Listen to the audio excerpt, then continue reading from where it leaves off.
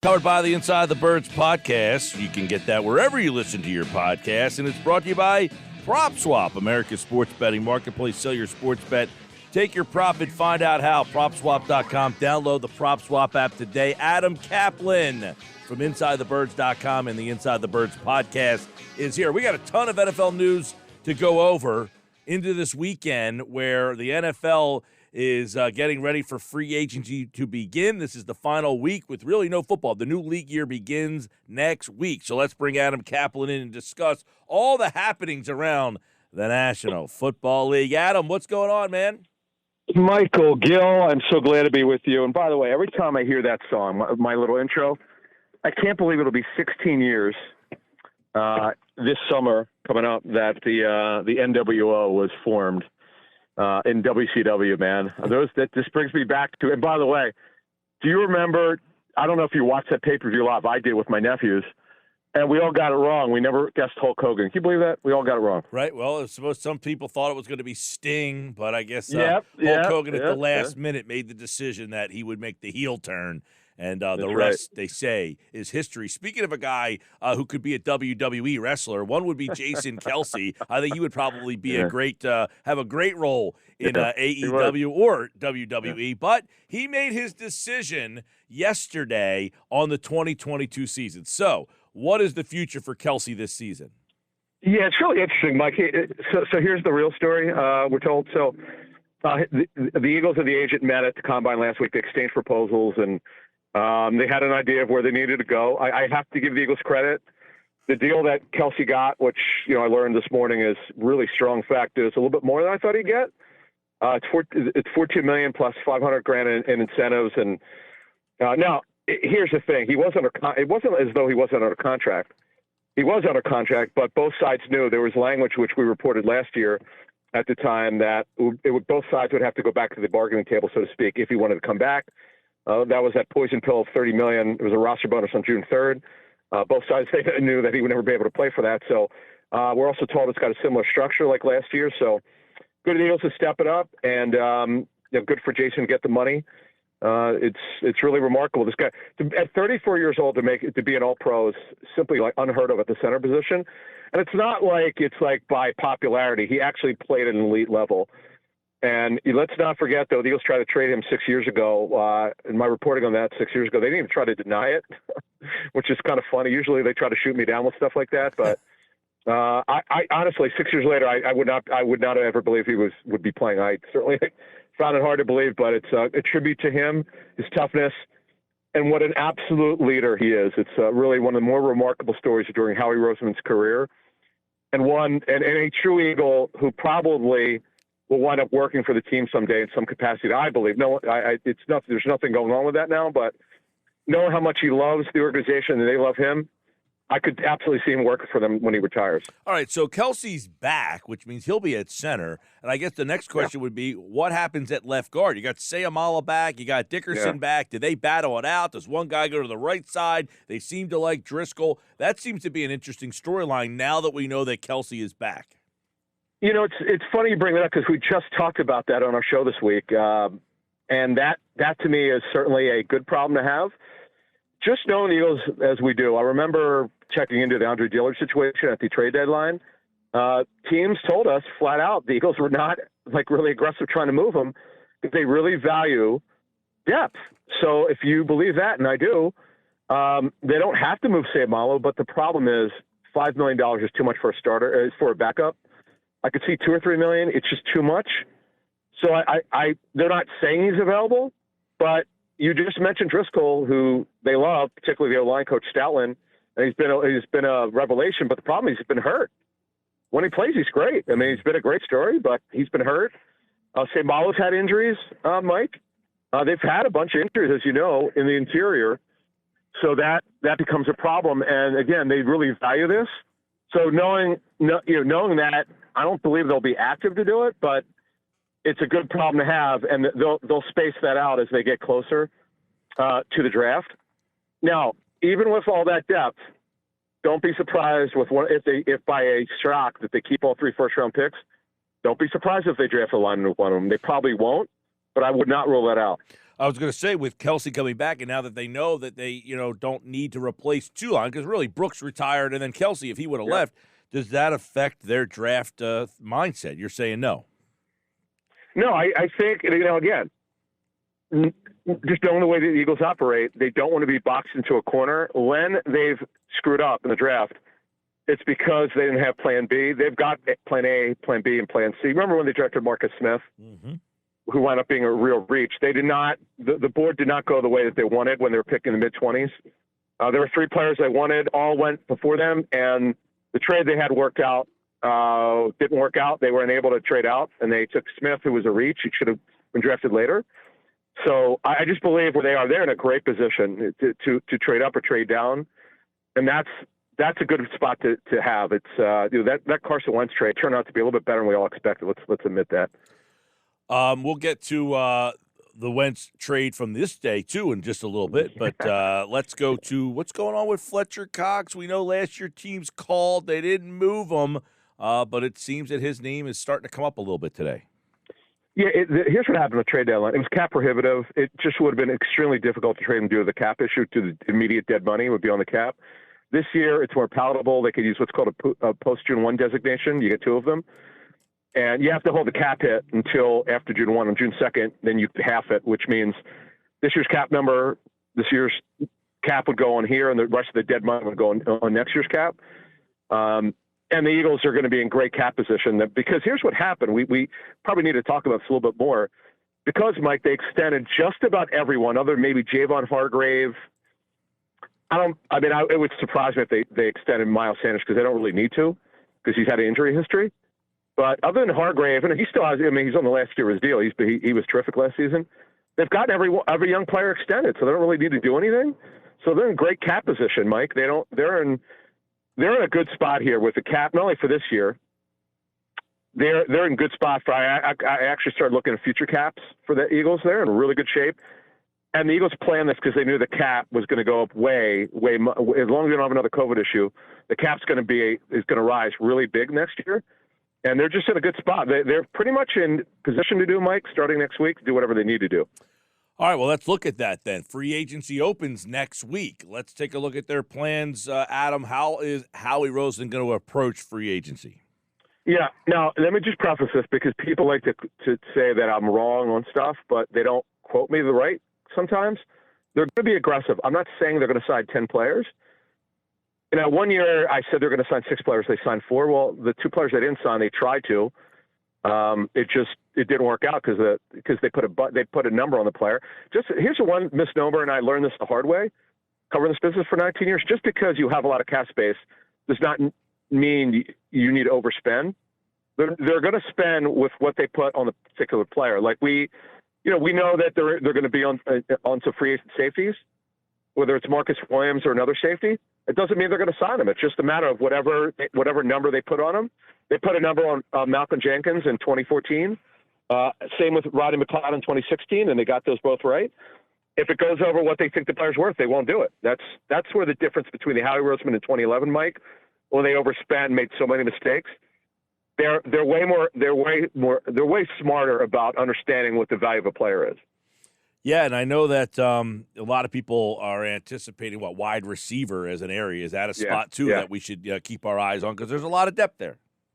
Yeah, our understanding is we reported first on Inside the Birds earlier this week. We'd heard they have interest in Juju Smith-Schuster. Again, it doesn't mean they're going to sign him. What we're told is he's looking for $8 to $10 million on a short 1 or 2 year deal. He's relatively young, good possession receiver who could line up on the outside. We had Greg Cosell on from NFL Films who does his tape series for us. Greg said he absolutely could play on the outside. You could see those film breakdowns if you go to our YouTube page. Or obviously our pod platform, on any pod platform. Greg made it pretty clear that the guy's shown he can do it. Unfortunately, he had a serious shoulder injury. He did come back in the last week. Give him credit. He was not supposed to come back, but toughed it out. And pretty high-character guy, does things the right way. And he would be a good signing. And, look, they're clearly looking for a receiver. I think everybody knows that. Yeah, because they were reported to have been interested in Calvin Ridley before he got himself into some trouble. So does that give us a little insight and a little preview of the fact that they might look at that position in free agency? Yes, 100%. Yeah, it was a report by Jay Glazer. I know Jay real well. When he says something, particularly about the Eagles, it's true. That tells you Calvin Ridley before. Now, again, the reason why it didn't happen is because the Falcons, to their credit, knew that Ridley was being investigated at the time, and they could not go through with it. Of course, they couldn't tell the Eagles why. They just said, "Hey, we're going to hold off." And the reason is obviously because of the gambling concern. Now, here's the thing, though, which is interesting. My understanding of the situation is the Eagles did their homework. I don't know if they talked to the agent. I don't know if they got permission to. I don't know how they got the information. But they knew whatever Ridley was dealing with off the field last year, which he took a personal leave of absence, either it's straightened out or they felt comfortable with the situation. That's why they were going to go through with the trade until, of course, the gambling situation which came about, which the league suspended him for a season. But think about it. Ridley is a former first-round pick, a very gifted player, a top 20 wide receiver, Mike, in this league. That tells you the Eagles are looking to do something potentially fairly significant. Juju Smith-Schuster, I wouldn't call it significant, but it tells you they've already given the answers to the test. They're going to do something, receiver, obviously. Yeah, I agree. And do you think a lot of people commenting on the year, was that too severe? Did they have to send a message? Yeah, I get it. Yeah, so you can't. I know look, it's inherent conflict of interest. You can't gamble on football if you're in the league play. The rules are what they are. But I see the stuff on social media. But hey, this guy, actually, Darius Slay. What Darius Slay said was very fair. Guys hitting girlfriends and women, they get 6 games, and this guy didn't hurt anybody. No, he hurt integrity of the game. I thought he should have got 6 to 8 games. Yeah. I mean, Josh Shaw. I remember when this former Bengals DB, who was a sort of a journeyman, he got over a year. Because he got suspended during the season, whereas Ridley's getting suspended out of season.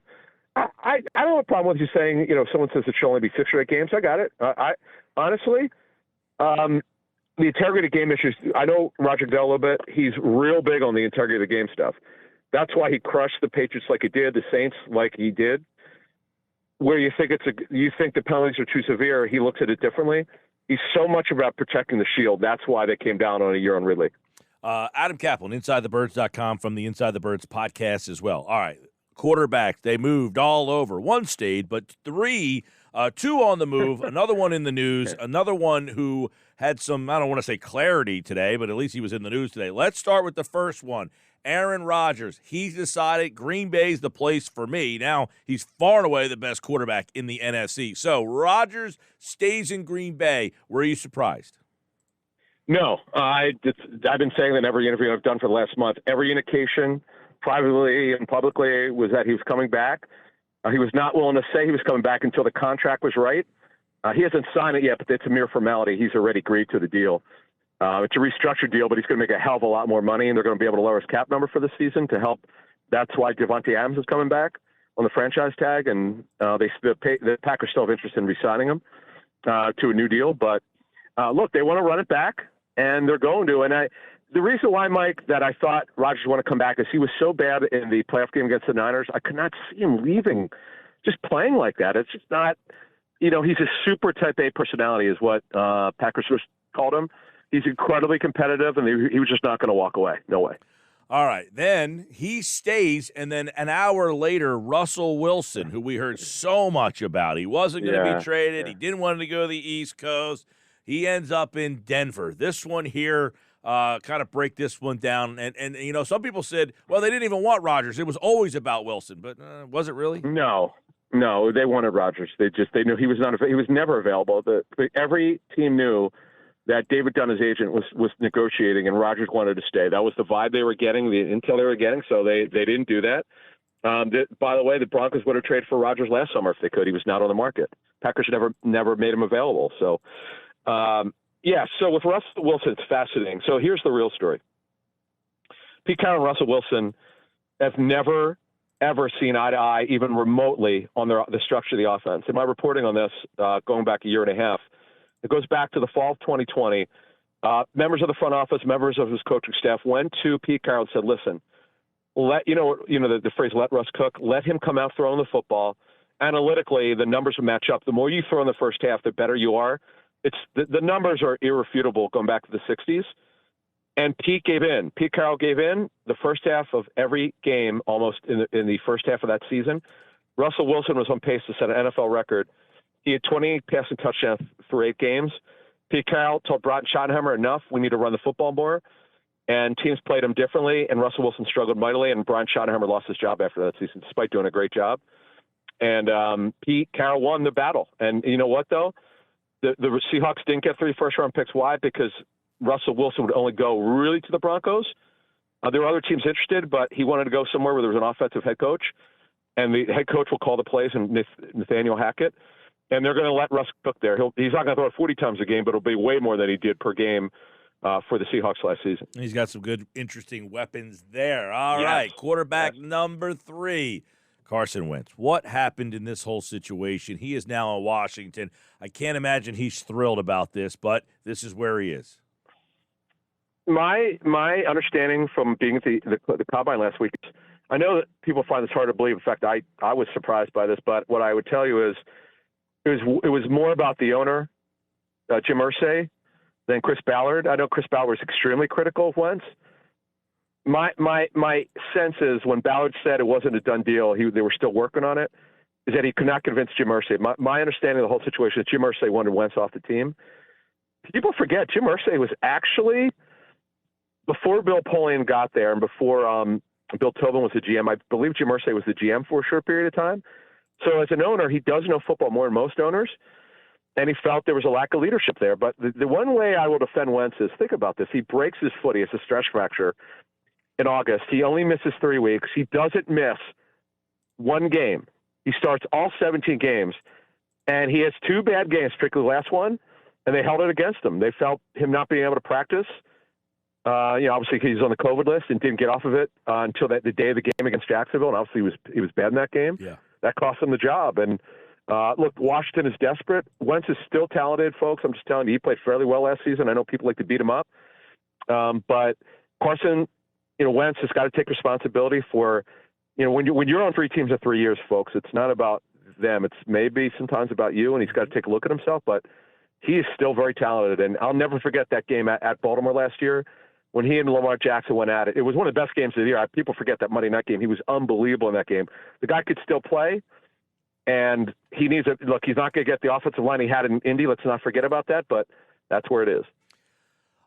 Real quick before we move on to our last order of business here, what was any dealings with Wentz in terms – it seems that he just – the word we were using, it seems like he's just not a relatable guy in an NFL locker room.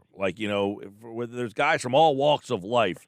How relatable is he? Because you're right. I think Irsay decided this guy can't be a leader, that he's not. And I said maybe he's just not relatable to a locker room that has people from all walks of life in there. Mike, my understanding is, though, he got along with his teammates fine, where he did have some issues with some of his teammates, or his teammates had some issues with him on his way out. No, in fact, I spoke to some agents who have players, some prominent players. They really liked him. And by the way, they had the lowest COVID vaccine score. They were the ranked lowest in terms of getting the vaccine. So it's not just Wentz. It was several key players didn't get the vaccine. So I know I get it. People like to beat Wentz up for everything, but I'm not trying to defend him. But it's just a fact, and that tells you that players there want to do their own thing. It's unfortunate, but when you're the quarterback, everyone's going to point the finger at you. Deshaun Watson. What happened today? Has anything been cleared up and he gets some interest around the league. He's going to. No. But today, did anything get cleared up? I need to talk to someone legally about kind of what this means, but I just know this. If the Panthers are comfortable, and just what I've known for, this time last year, let me just tell you something, Mike. If we weren't talking about the legal stuff, it would have been last year the Eagles, Panthers, and Dolphins. Mm-hmm. Dolphins basically announced that they dropped out. The Eagles have been monitoring, but it doesn't seem like they're going to do anything, barring something unforeseen. And the Panthers, now it's funny. Denver, I was told by a very good source, was always monitoring, but you know what they just did? They weren't going to wait, and here you go. So we'll see what happens over this next week. But it's really fascinating. It's a story that never ends. Yep, he had a deposition today, by the way, for those of you wondering. He exercised the Fifth Amendment and basically we knew it was happening. Several hours, just basically no clarity, did not answer anything. So that's where that stands. Last order of business, Khalil Mack, Chargers, Bears. Why did the Bears give up on Mack after they gave up a lot to get him a couple of years ago? Yeah, got him in 18, gave up a lot of competition, including a first-round pick and others. So first 2.5 years, he was terrific. He's been hurt the last 2 seasons, missed a lot of time last year. Talking to the Bears, he didn't practice enough, but here's why they moved him. First of all, the Chargers wanted him. Brandon Staley, the head coach of the Chargers, coached him as the outside linebackers coach for the Bears for 1 season. Staley changed their defense with the Chargers from a 4-3 to a 34 last season. And the Bears, as Mike, you should know, for the first time in I don't know how long, they're now a 43 under Matt Eberflus, and they don't think he fit it, but the Chargers were the aggressor here. They gave the 2 draft picks, and they want to sort of rebuild the defense with guys who fit. And, boy, the Bears are clearing out a lot of cap space, a lot. And they're kind of in a semi-rebuild here with Justin Fields as the quarterback. There you go. A lot of news you can use as the NFL playoffs, free agency begins next week. Bodies will start moving. News will be coming fast and furious. We'll have it for you on Football at 4. Check out the guys on the Inside the Birds podcast, InsideTheBirds.com. And, of course, next week, Football at 4 right here on the Sports Bash. Adam, have a great rest of your weekend, man. You too, man. Thanks. There's Adam Caplan from InsideTheBirds.com.